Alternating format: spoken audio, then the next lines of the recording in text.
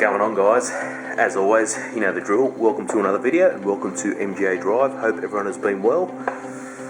And yes, as you can see behind me, we're about to get bucketed down with rain, unfortunately. But we've just come out of a 3-day lockdown in regards to the COVID again up here in beautiful Queensland. But like I said, we're just on the end tail of it now. We're just going to be wearing our masks out in public. But as you can see, in the garage just here is the little Abarth. And I've got to say, I've been quite slack lately. This thing is in need of a good wash. And I thought today we're going to be installing a K&N panel filter on the Abarth. So I thought today we're going to go ahead step by step. Basically, should be pretty straightforward. Take the old paper panel filter out, and we're going to go ahead and install the K&N filter.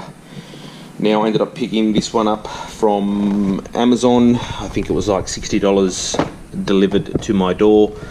So it should be, like I said, pretty straightforward.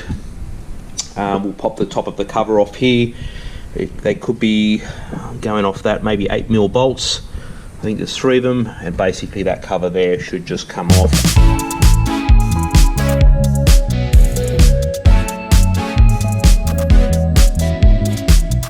So it looks like it's a 7mm.